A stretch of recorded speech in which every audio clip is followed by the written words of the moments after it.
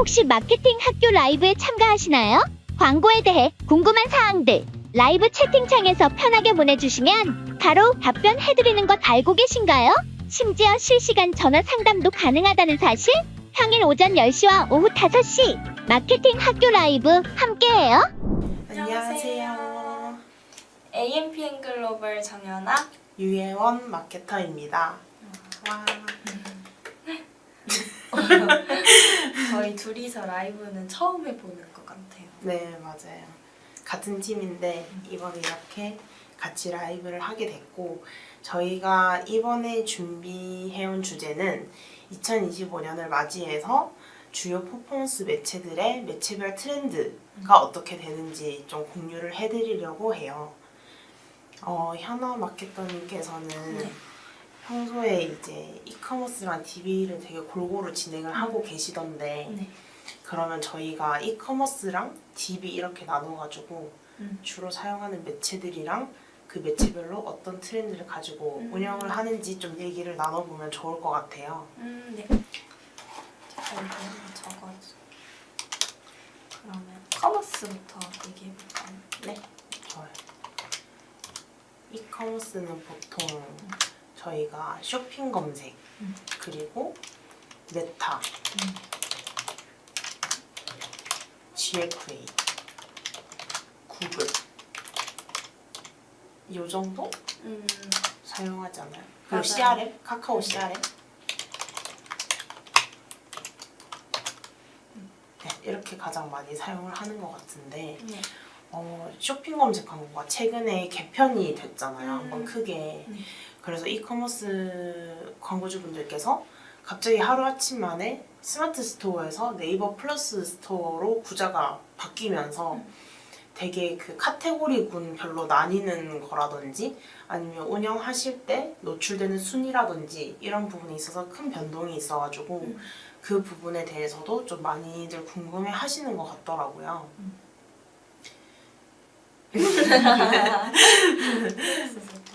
네, 그쵸. 그리고 플러스 스토어가 생겨나면서 이제 스마트 스토어 센터 내에서도 네이버 플러스 광고라는 게 생겼잖아요. 네. 그래서 그 네이버 플러스 N 플러스 상품 광고가 생기면서 그걸로도 많이 관심을 가지고 계신 것 같아요.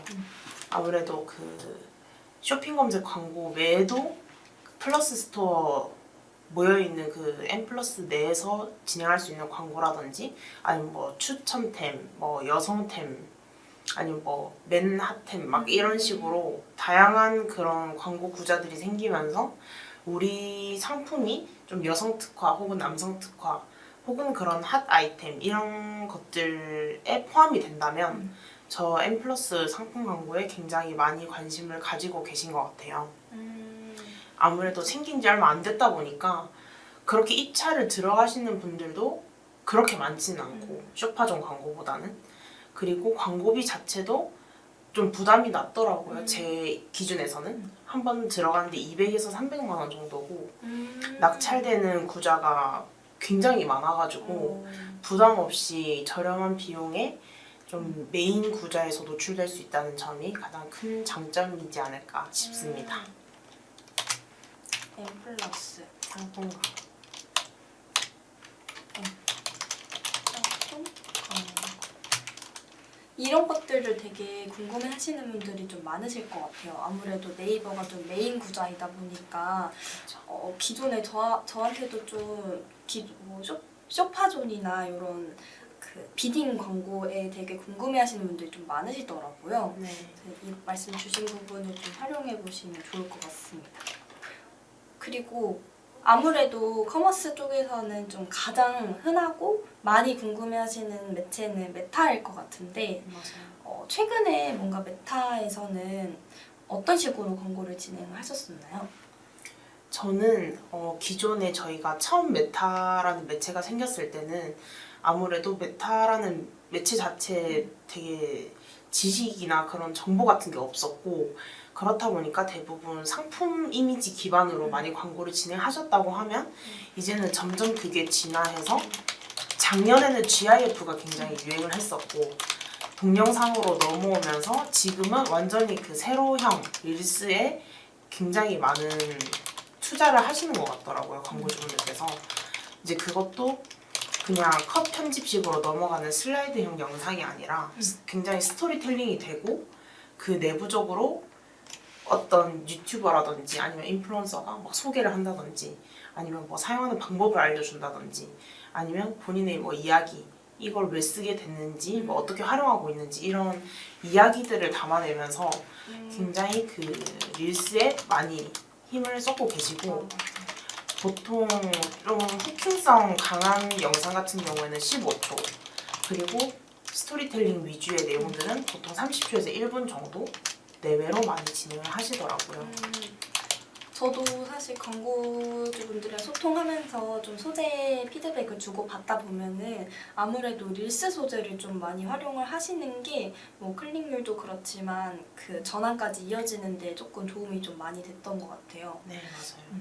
그리고 실제로 저는 요즘에는 이제 계정마다 그 어드밴티지 쇼핑 캠페인을 좀 많이 활용을 하려고 하는 편인데 아직 좀 도입이 된 지는 오래됐지만 좀 생소하신 분들은 꽤 계시더라고요. 맞아요. 네, 그래서 이게 아무래도 그 뭐 소재나 타겟이나 뭐 노출 위치나 뭐 이런 것들이 대부분 이제 그 캠페인 단에서 그 머신러닝에 좀 의존해서 움직이는 방식이다 보니까 조금 이렇게 좀 러프하게 타겟을 잡고 진행을 해도 되나 걱정을 하실 것 같은데 이게 아무래도 그 계정 내에서 좀 전환 모듈을 기반으로 최적화된다고 봐야 되잖아요. 네, 그렇죠. 그렇다 보니까 좀 기존의 전환 캠페인이나 뭐 맞춤 타겟을 좀 활발하게 활용을 하셨던 계정이라면은 한번 시도를 해보셔도 저는 좀 성과가 괜찮게 나왔던 경험이 있거든요. 네. 그래서 맞아요. 캠페인 세팅을 한번 해보시고 한 1, 2주 정도 그 소재를 계속 갈아주시면서 테스트를 해보면 어느 순간 이제 성과가 좀 올라오는 시점이 있더라고요. 맞아요. 그리고 ASC 캠페인 같은 경우에는 방금 대리님께서 말씀해주신 것처럼 계정 내에서 전환 성과 기반으로 광고가 자동으로 돌아가는 광고이다 보니까 기존에 저희가 트래픽이나 판매 캠페인에서 활용했던 소재들 중에 성과가 우수한 소재들 기반으로 ASC 캠페인에 이제 자동으로 복제할 수 있게끔 캠페인단에서 나오잖아요. 그 부분도 적극적으로 활용했을 때 ASC 캠페인에서 굉장히 전환 데이터가 잘 나왔다. 그런 말씀을 드리고 싶고. 네. 맞다. 그리고 메타 또 메타 말씀해 주실 게 있나요? 저는 최근에는 아무래도 또 협력 광고를 빼놓을 수가 없을 것 같아요. 그쵸. 아마 많은 분들께서 정말 많이 문의를 주시고 계시는데 지금은 그 리테일사도 점점 많아지고 있는 추세잖아요. 뭐 올리브영, 쿠팡, 그리고 최근에는 이제 뭐 신세계도 진행을 하게 되었고 뭐 G마켓이나 11번가 굉장히 많은 그 리테일사에서 메타랑 협력 광고 카탈로그를 오픈해주고 있는 상황이다 보니까 내가 이제 오픈마켓을 좀 주요 랜딩으로 삼고 광고를 진행하신다 하면은 좀 필수적으로 한번 그 뭐 MD한테 문의를 하시던지 아니면 저희 같은 대행사한테 문의를 하시던지 하셔가지고 협력 광고를 운영을 해보시는 걸 정말 강추드립니다. 맞아요. 안 그래도 제가 담당하고 있는 스포츠웨어 업종 브랜드인데 해당 브랜드는 무신사 협력 광고를 하기 위해서 좀 무신사 랜딩으로 광고를 좀 꾸준하게 진행을 하다가 협력 광고를 그 무진장 프로모션 때 굉장히 크게 진행을 했었거든요. 평소에는 1회상 한 5만 원에서 10만 원만 유지를 하다가 그 무진장 세일 때 1회상 100만 원, 150만 원까지 이렇게 확 늘려서 진행을 했었는데 아무래도 기존에 운영했던 방식을 5만 원에서 10만 원으로 일부 상품군에만 좀 집중해서 운영을 했다 보니까 사실 전환 성과가 그렇게 좋지는 않았어요. 근데 이제 무진장 때 전체 카탈로그 군으로 묶고 카탈로그 그 제품이 좀 많이 들어있어야 아무래도 약간 그런 거 있잖아요. 내가 다 줘볼게, 너가 여기서 마음에 드는 거 골라 하는 느낌으로 카탈로그를 좀 크게 묶어서 큰 비용으로 진행을 했더니 이제 물론 프로모션 영향도 있었겠지만 로아스가 엄청 확 뛰더라고요. 광고비를 맞아, 증액했음에도 맞아. 불구하고. 그래서 협력 광고를 진행하시는 분들께서 좀 광고비를 많이 써야 한다는 부담감도 많이 가지고 계신데, 보통 협력 광고 리테일사에서 제한하는 광고비 같은 경우에는 반기 기준으로 제한을 많이 하시기 때문에, 만약에 내가 매달 500만 원, 600만 원씩 쓰기가 부담스럽다라고 하시면 평소에는 한 2, 300만 원만 사용을 하시다가 저런 무진장이나 아니면 올리브영도 이제 이번에 연말 세일 겸 올리브영 생일 프로모션을 했었잖아요. 그럴 때 좀 적극적으로 광고비를 증액해서 맞아요. 어차피 반기 안에 태우면 되니까 그렇게 좀 집중적으로 운영하시는 방법도 많이 도움이 되실 것 같습니다.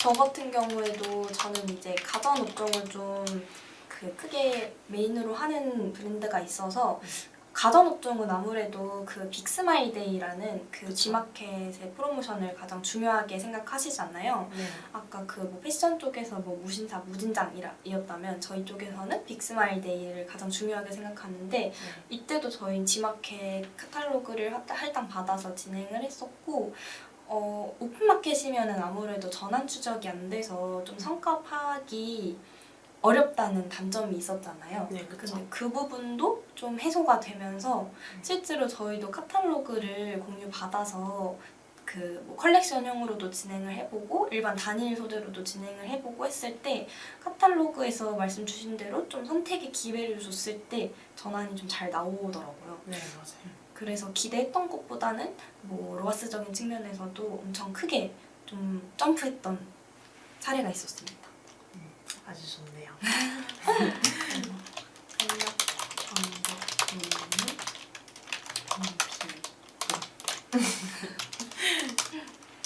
그 다음은 이제 GFA인데 아무래도 광고주님들께서 GFA에 대해서 굉장히 배신감을 가지시는 광고주님도 많고, 아니면 또 반대로 너무 궁금하다, 해보고 싶다, 맞아. 이렇게 하시는 분들이 많은데, GFA는 아무래도 좀 저런 메타와는 달리 완전히 수동으로 진행을 하는 배너 광고이다 보니까 좀 그런 마케팅 지식이라든지 아니면 경험의 폭이 좀 좁으신 분들이 운영하실 때 항상 그냥 성과가 안 좋은 상태로 꺼버리고 안 나온 상태로 꺼버리고 하는 부분들을 반복하게 되더라고요.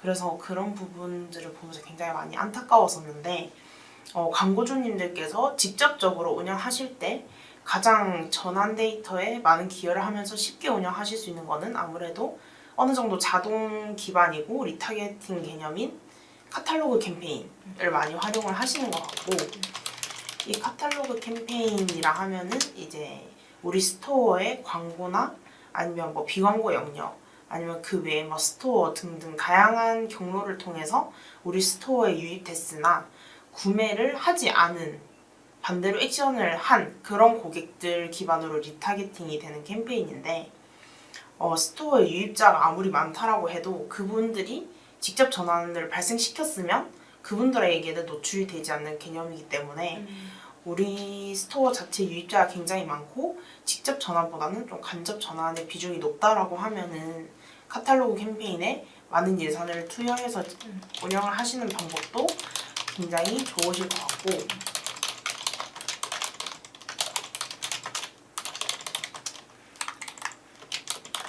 그리고 저는 카탈로그 캠페인이 굉장히 좋다라고 생각을 한 게, 저희가 운영하다 보면 GFA는 전 좀 주식 같은 매체라고 많이 말씀을 드리는데, 초반에는 안 나오는 기간이 좀 길다가 한 번 딱 터지기 시작하면 그때부터는 거의 저희 그 쇼핑 검색 광고처럼 꾸준하게 잘 나오는 매체라고 생각을 하거든요.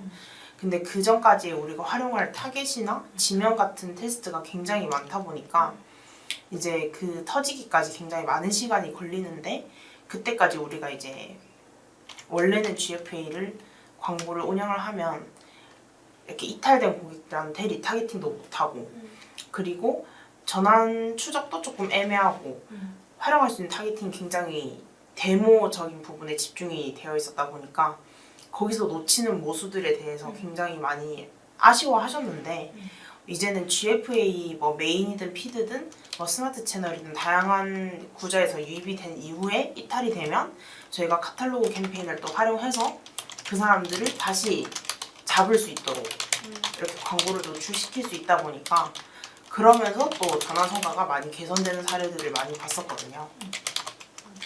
그래서 이제 카탈로그 캠페인은 이커머스 광고주님들한테는 필수 요소가 됐다라고 맞아요. 생각을 합니다. 그리고 이게 아무래도 카탈로그를 연동하고 난 다음부터 이제 좀 이런 작용들이 발생을 하게 되잖아요. 그렇죠. 그래서 저도 지금 당장 뭐 파워 등급의 스토어를 가졌다고 해도 초반에는 사실 소진도 좀 더디고 맞아요. 네, 아무래도 뭐 이거 잘 된다고 했는데 뭐 소진도 안 되고 이게 뭐야? 라고 생각하실 수도 있어요. 맞아요. 근데 초반에 말씀하신 대로 어느 정도는 그 카탈로그 연동 후에 뭐 이런 뭐 그 스토어 유입해서 뭐 그냥 전환을 발생시키지 않고 그냥 이탈했다든지 이런 액션들이 계속 좀 쌓여야지 활발하게 돌아가는 광고라서 초반에는 이런 액션들을 좀 늘릴 수 있게끔 뭐 카탈로그 캠페인만 단독으로 운영하시기보다는 뭐 트래픽이나 전환 캠페인이라든지 뭐 이런 일반 캠페인들을 같이 병행을 해주시는 게 저는 좀 더 좋을 것 같습니다. 맞아요. 그리고 또 방금 말씀 주신 것처럼 초반에는 소진이 굉장히 더디기 때문에 그 예산을 풀어두시는 게 좋아요. 그래서 저는 처음 카탈로그 캠페인 딱 세팅했을 때는 1 예산 100만 원 이렇게 완전히 풀어두거든요. 그렇게 하다가 어느 정도 이게 소진이 조금 올라오고 전환 데이터가 따라서 올라온다라고 하면 내가 원래 생각했던 예산으로 다시 하향 조정해가지고 운영하시는 게 초반에 작동하는 데 좀 도움을 준다라고 생각을 해주시면 되고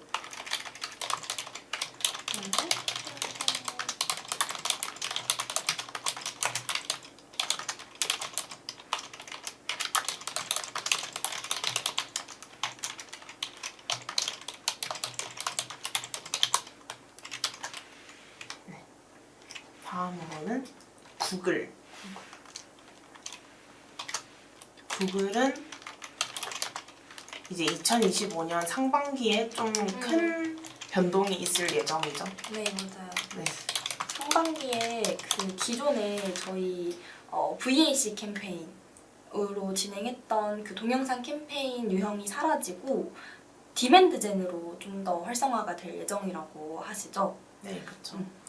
그래서 많은 마케터분들도 그 공지를 보고 깜짝 놀라긴 했는데 이제 이커머스 광고주님들이 VAC에 굉장히 많이 의존을 하고 계셨고 아무래도 이제 그 행동 유도 버튼이 뜨다 보니까 직접적으로 전환을 좀 유도할 수 있는 버튼이 활성화되어 있었는데 이제 그거에서 디맨드 젠으로 조금 더 확장되면서 이미지도 필요하게 됐고 또 이제 그런 행동 유도 버튼을 많이 활용하지 못하다 보니까 그 부분에 대해서도 좀 미리 대비를 하셔야 될 것 같고 그리고 그 행동 유도 버튼이 없어지는 대신에 또 이미지를 활용할 수 있다는 좋은 점이 생겼으니까 이미지에서 내가 영상에서 후킹하지 못했던 부분들을 같이 녹여내서 좀 같이 활용을 하시는 게 아무래도 좋지 않을까.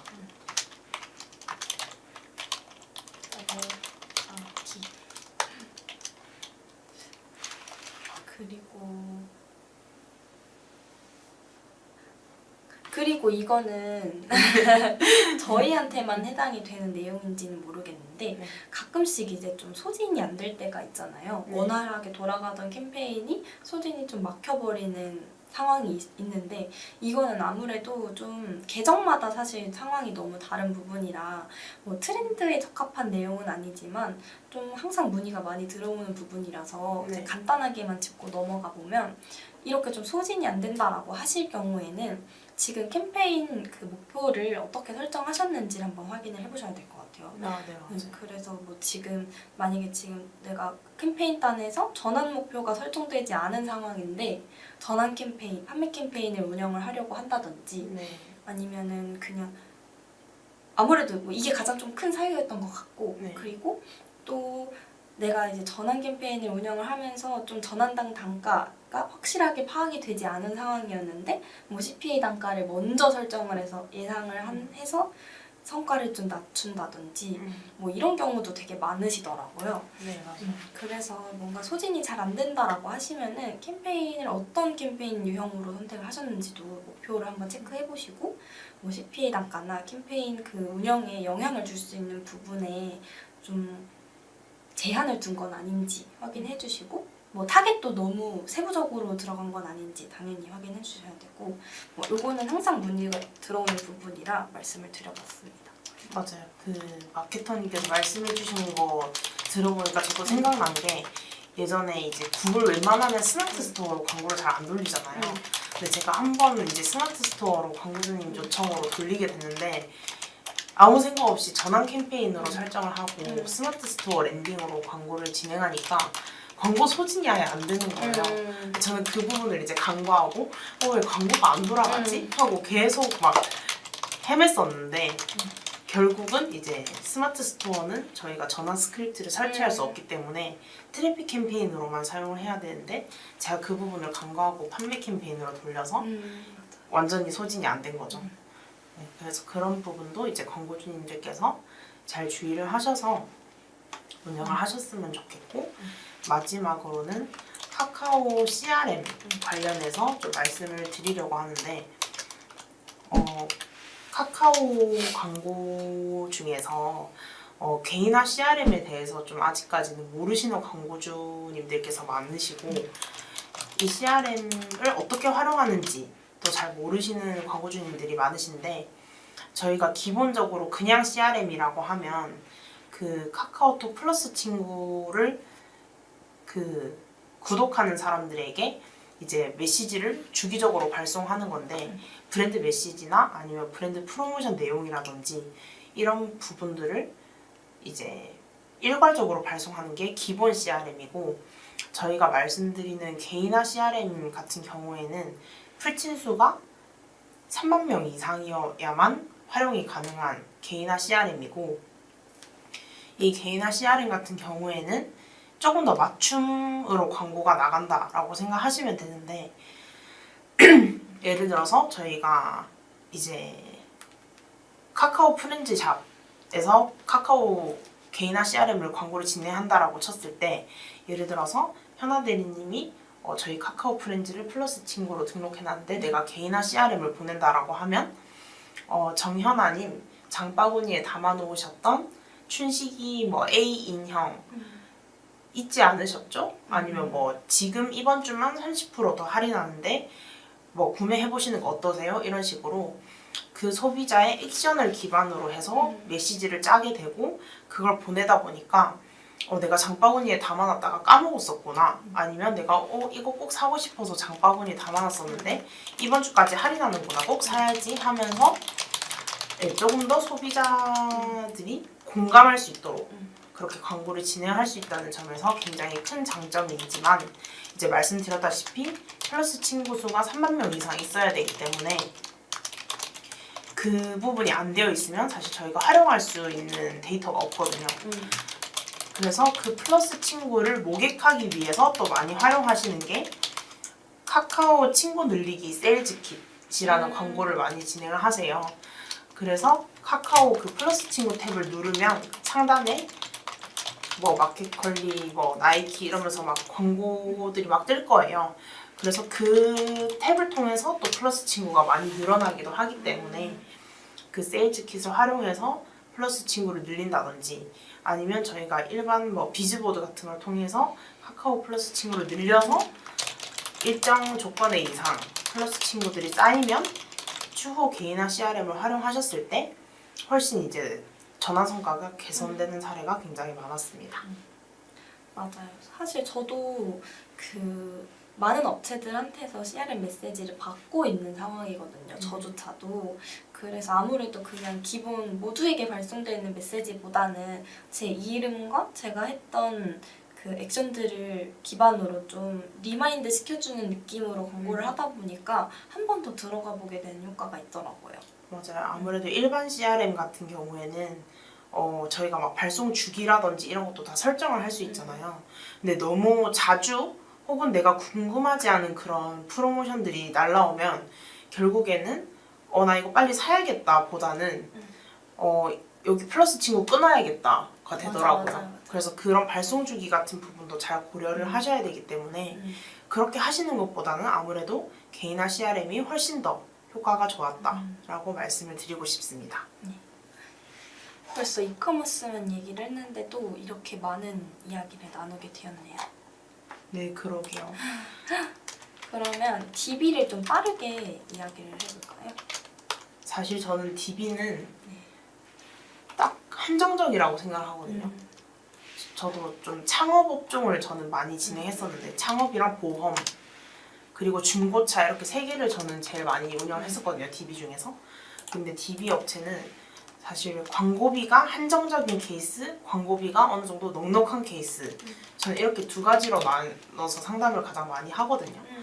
광고비가 한정적인 경우에는 보통 메타 잠재 고객 양식을 활용한 방법을 제일 많이 활용을 하시고 내가 어느 정도 예산이 좀 넉넉하다라고 하면 파워링크 더 많이 진행을 하시고 거기서 추가로 나는 조금 더 여비비가 있다라고 하시는 경우에는 구글에서 이제 그 리드 양식을 활용해서 이렇게 세 가지 광고를 가장 많이 운영을 하시고 아무래도 뭐 GFA, 뭐 쇼핑 검색 이런 매체들은 DB 업체랑은 조금은 맞지 않다라고 말씀을 드리고 싶습니다. 저희가 메타에서 운영할 때 잠재 고객 양식을 가장 많이 활용하는데 아무래도 그 이유 중에 가장 큰 이유는 저는 이제 예전만큼 고객들이 광고를 오랫동안 붙잡고 보거나 아니면 뭔가 휴대폰에서 하나의 콘텐츠를 오랜 기간 동안 이해하려고 보고 내려보고 하지 않는다라고 생각을 하거든요.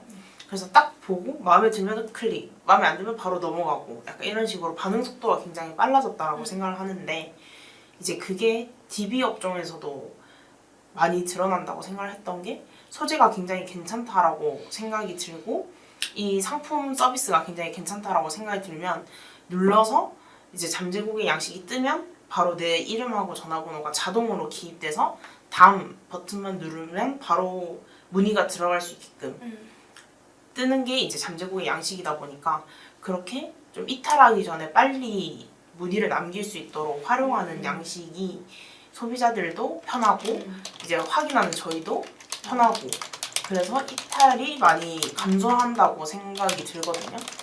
트래픽으로 해서 홈페이지를 유도시키는 것보다.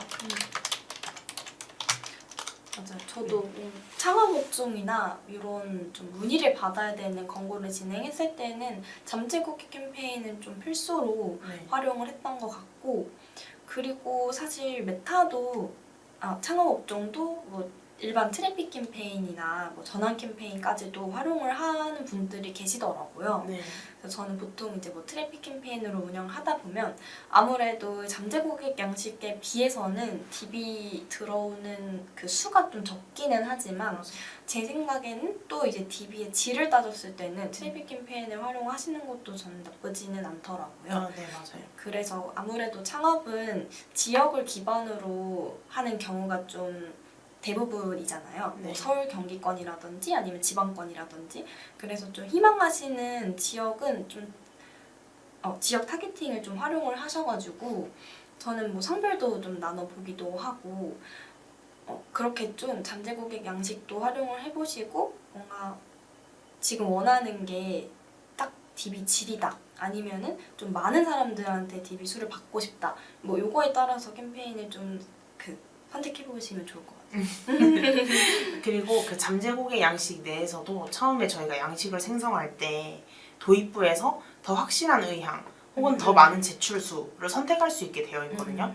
그래서 나는 DB 퀄리티를 조금 더 올리고 싶다라고 하시는 분들은 더 확실한 의향으로 체크하셔서 양식을 만들어 보시면 좋을 것 같고 그리고 저는 잠재 고객 양식 내에서 질문 중에 뭐 성함, 전화번호, 이메일 이런 부분을 기본적으로 들어가지만 저는 거기서 추가로 꼭 넣는 게 연락 가능한 시간대를 꼭 넣습니다. 왜냐하면 보통 저희가 저렇게 잠재 고객 양식을 통해서 문의가 들어오면 저희가 다시 업체에서 브랜드 내에서 이제 영업 전화를 하잖아요. 상담 혹은 영업 전화를 하게 되는데 모르는 번호로 전화가 오거나 아니면 02 번호로 오거나 아니면 뭐 1588 막 이런 번호로 오니까 안 받으시는 분들도 많으세요.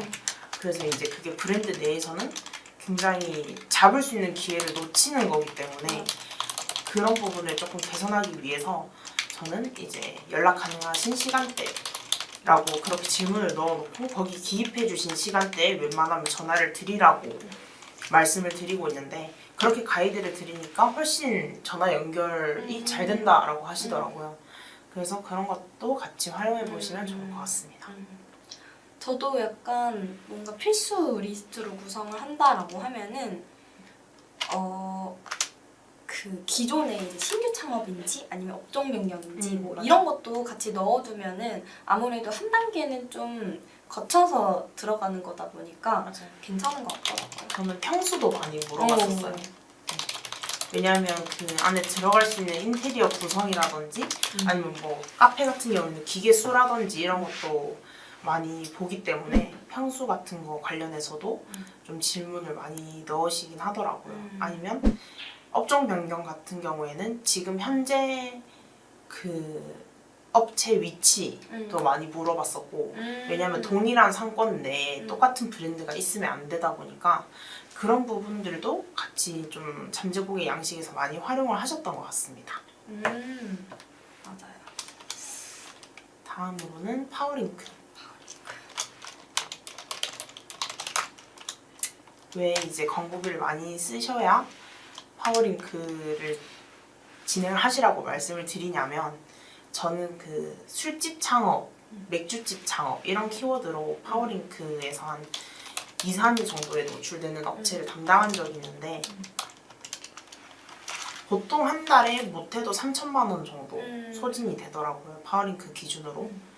그래서 그런 것들 때문에 어느 정도 경쟁도가 있는 키워드들에서 상위에 노출을 시켜야 저희가 유입도 많이 가져갈 수 있고 그리고 당연히 전환도 많이 가져갈 수 있는 개념이다 보니까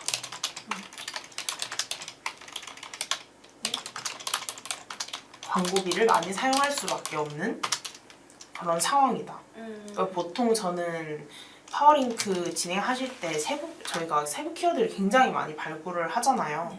그래서 그 브랜드 같은 경우에도 키워드 수가 10만 개 정도 됐었는데 10만 개가 등록이 되어 있음에도 불구하고 결국에는 DB 그 문의가 들어오는 키워드들은 메인 키워드들이더라고요. 맞아요. 그래서 키워드 입찰가 하나에 막 15,000원, 25,000원 정도 하는 키워드들에서 문의가 들어오다 보니까 업체에서도 당연히 메인 키워드에 조금 더 힘을 실어서 입찰가를 올리고 그러면 경쟁 업체에서 또 올리고 하다 보니까 그 비딩이 굉장히 심해져서 딱 시즌이다, 창업 시즌이다 할 때는 이제 3천만 원보다 더 많이 소진되는 경우도 있었고 그런 것들을 생각했을 때는 당연히 DB 퀄리티는 굉장히 좋아요. 왜냐면 직접 검색해서 유입이 된 거기 때문에. 하지만 CPA 자체는 좀 많이 높을 수 있다.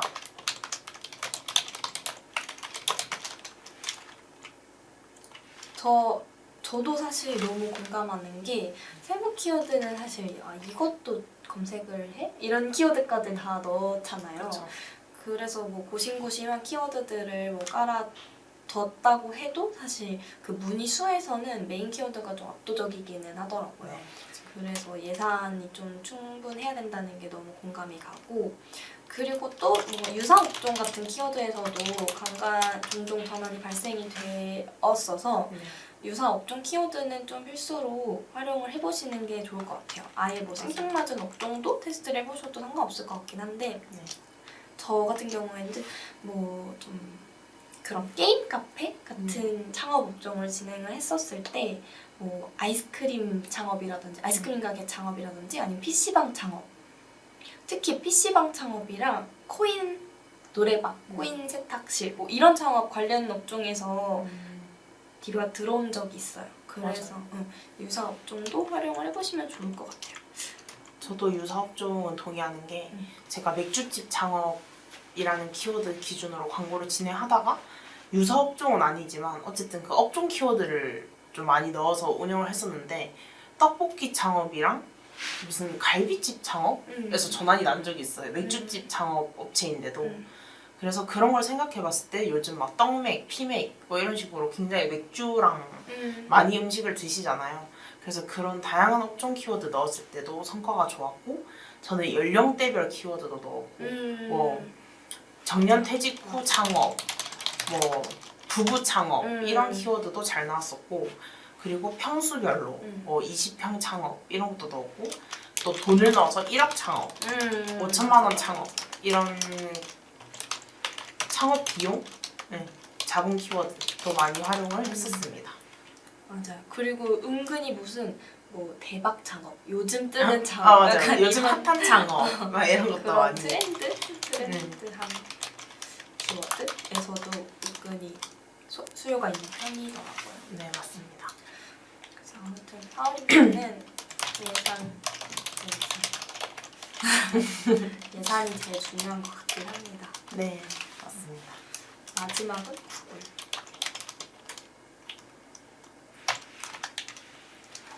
구글도 사실 예산이긴 한데 이제 구글로 창업종이 굉장히 많이 운영을 하시는데 거기서 많이 활용하시는 폼이 이제 그 만약에 우리가 뭐 AMPM 글로벌이라는 창업 업종인데 그러면 AMPM 글로벌을 창업하신 분들의 인터뷰 영상을 제작해서 그 영상을 바탕으로 영상 광고를 많이 진행을 하시더라고요. 맞아.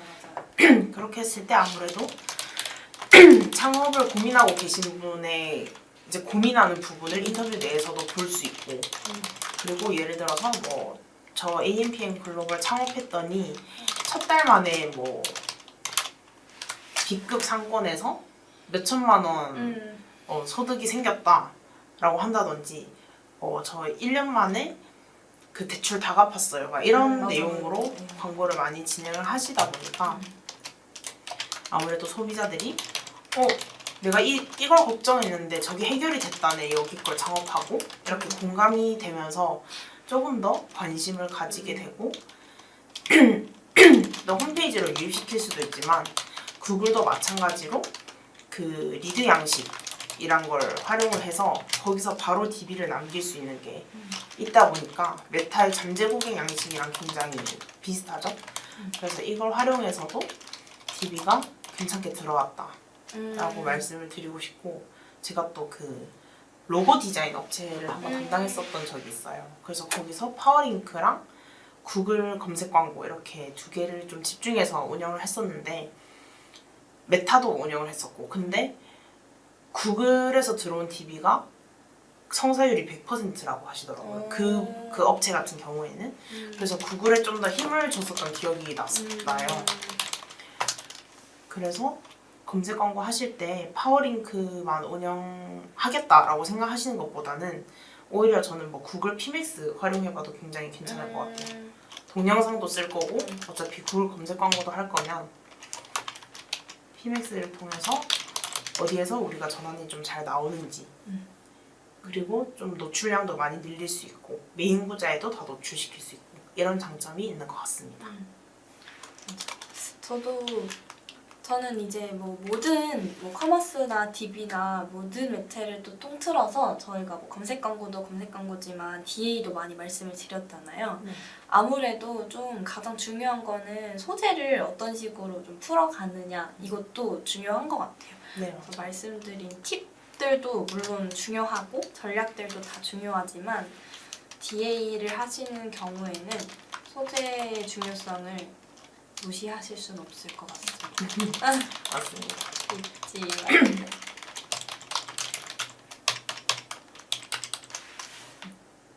맞아요. 오늘 아주 많은 내용을 좀 짧은 시간이었지만 많이 나눠봤던 것 같은데요. 저희가 이제 팀에서도 많은 업종을 좀 담당하고 있잖아요. 네, 그렇죠. 그래서 오늘 이제 저희 담당하고 있는 내용 중에서도 사실 조금밖에 못 알려드렸으니까는 문의 주실 내용이 있으시다면은 화면에 보이는 연락처로 연락 주시면 좋을 것 같습니다. 네. 마무리할 그러면 저희는 다음에 조금 더 유익한 영상으로 찾아뵙도록 하겠습니다. 안녕.